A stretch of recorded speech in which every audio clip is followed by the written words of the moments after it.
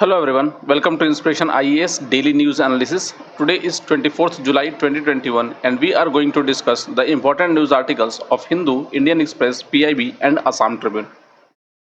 Please note that you can download this lecture PDF from our website www.inspirationias.org, as well as you can also download daily MCQ and Vishleshan from our website by clicking this link below. Alternatively, you can follow our social media page like Facebook, Instagram and Telegram channel for other study materials and notes. Inspiration IAS has started its online foundation batches for UPSC as well as other state PCS examinations. So if you are preparing for UPSC or other state PCS, then you can enroll in our online come offline foundation batches, where you will be getting the highly interactive classes of India's top UPSC educators. And this program has a unique features in which you have options to shift it from the online to offline format. So whenever the situations permits, you can even shift your online classes to the offline batches. For more information, you can call in this given number, or you can also register in our website. Inspiration IAS has started its online mock test series for UPSC and other state PCS examinations. So if you are preparing for this year prelims examinations 2021, then you can enroll in our mock test series. This mock test series will be available both in online as well as offline format. So for more information, you can call in this given number, or even you can register in our website www.inspirationias.org. So let's start our today's daily news analysis. आज का हमारा पहला news है। Recently salt secreting जो mangrove species होती है उनके genome को डिकोड किया गया है। ये बहुत बड़ा न्यूज़ है और बेसिकली ये जो किया है biotech department of Bhubaneswar Odisha से। क्या है थोड़ा समझते हैं। न्यूज़ ये है कि recently the scientist for the first time have decoded the reference grade whole genome sequence of a highly salt tolerant and salt secreting mangrove species Avicennia marina. तो आमतौर पे जो मैंग्रोव्स होते हैं, मैंग्रोव्स के जो कॉमन जो स्पीसीज सबसे कॉमन स्पीसीज जो इंडिया में फाउंड होती है वो उसका नाम है एविसिनिया मैरिना। और ये एक हाईली रेयर स्पीसीज है जो लार्ज अमाउंट ऑफ सॉल्ट को सिक्रेट करती है अपने सॉल्ट ग्लैंड से। और क्योंकि ये मैंग्रोव्स एरिया में ग्रो करते हैं तो ऑब्वियस सी बात है, यहाँ पर सॉल्ट वाटर या सी के वाटर जो आते हैं उसके चलते ये सॉल्ट रेजिस्टेंट प्लांट है। And to survive they need to excrete the extra salt which they have ingested. So ये एक यूनिक स्पीसीज है जिसका नाम है एविसिनिया, और इसी एविसिनिया मैरिना का साइंटिस्ट ने ये जीन डिकोड किया हुआ है या जीनोम डिकोड किया हुआ है। This study was led by department of biotechnology institute of life science Bhubaneswar. तो भुवनेश्वर उड़ीसा में जो डिपार्टमेंट ऑफ लाइफ साइंस है उन्होंने ये डिकोड किया।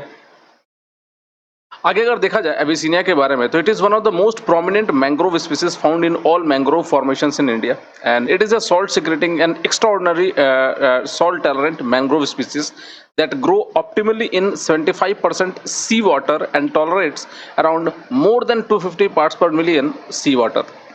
तो आप समझ सकते हैं कि लगभग 250% से ज़्यादा सी वाटर ये सस्टेन कर टॉलरेट कर सकता है, और ऑप्टिमली ये 75% सी वाटर में ऑप्टिमली ग्रो करता है। It is among the rare plant species which can excrete 40% of the salt through the salt glands in the leaves, beside its extraordinary capacities to exclude salt entry to the roots.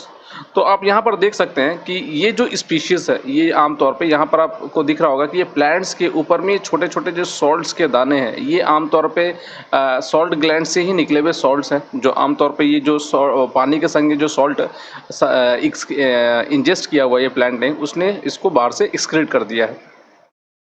सो यही वो plant करते हैं basically to survive the salty water.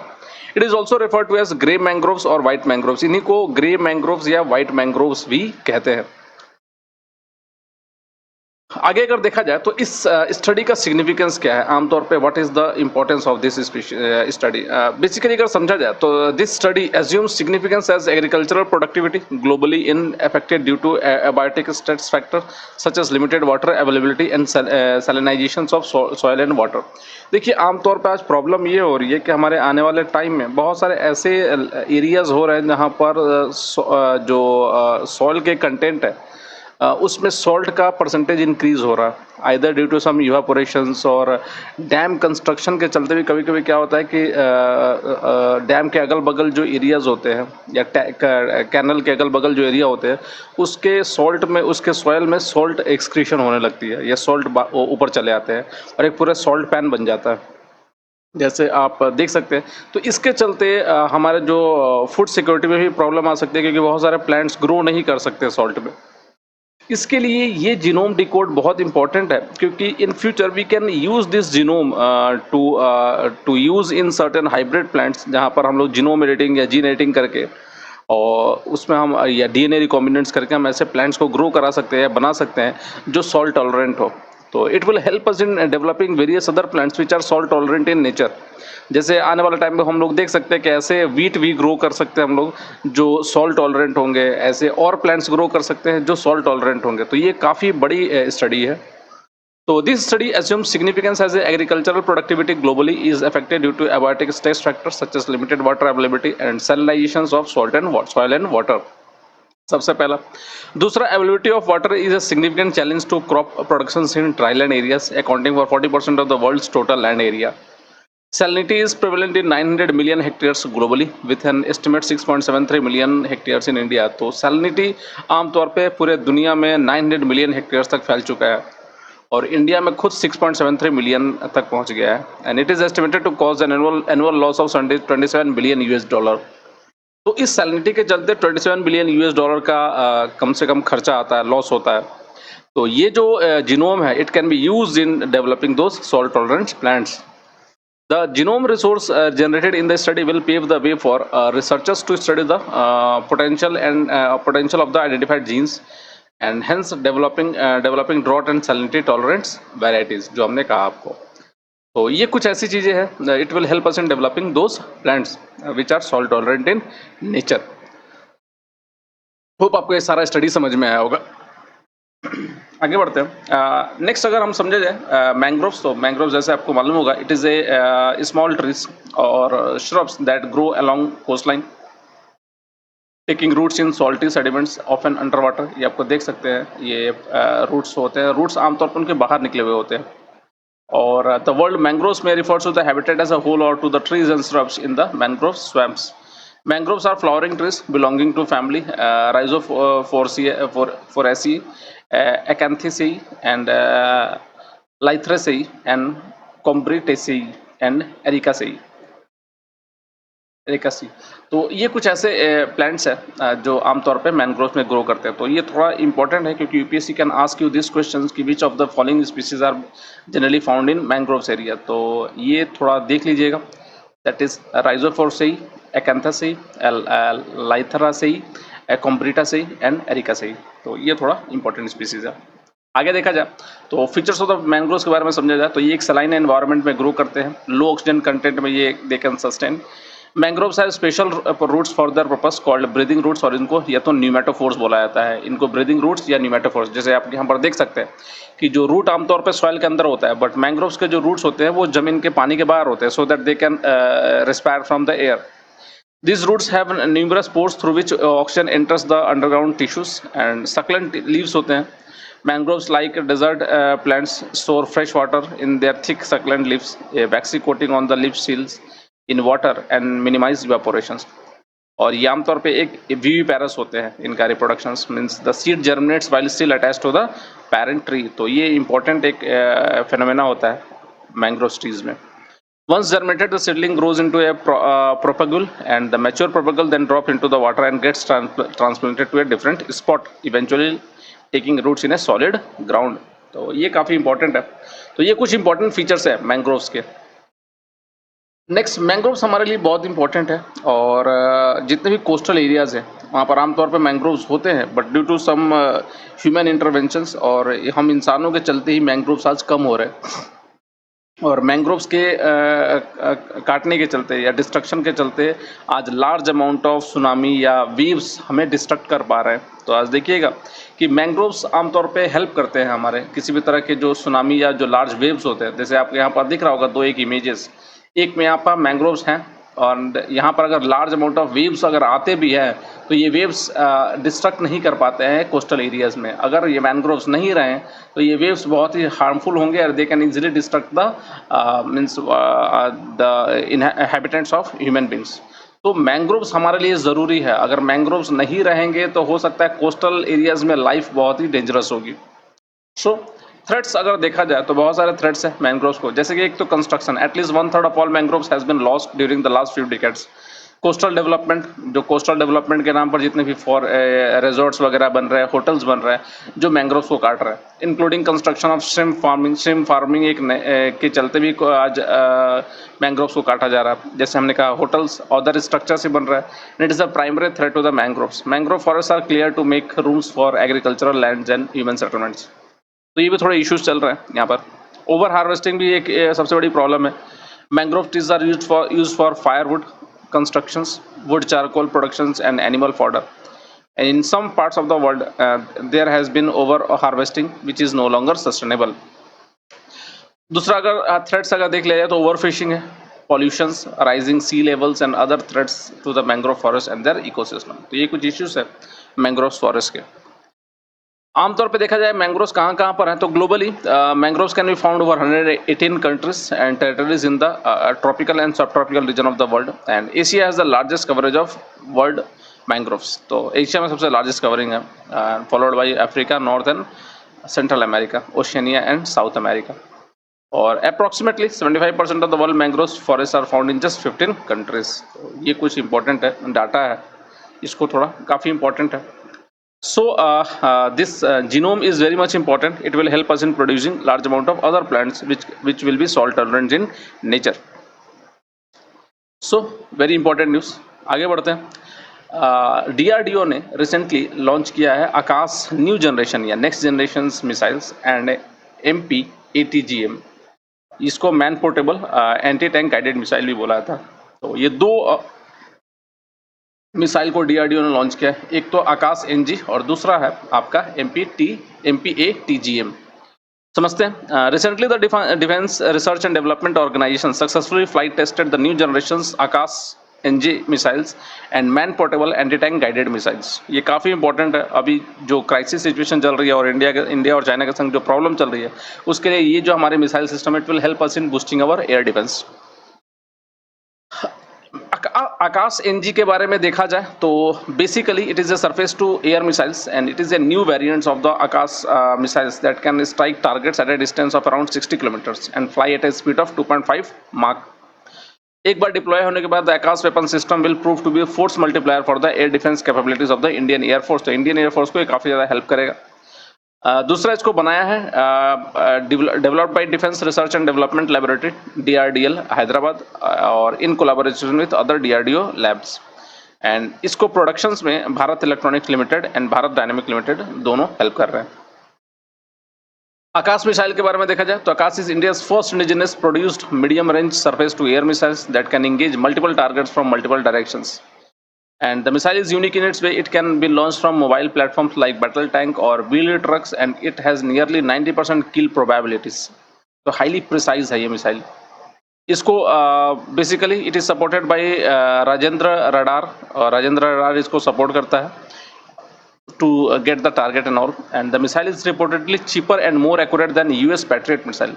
तो US की जो Patriot missile है उसके comparison में हमारा ये जो आकाश सेगमेंट है ये काफ़ी सस्ता है due to its solid fuel technology and high-tech radars.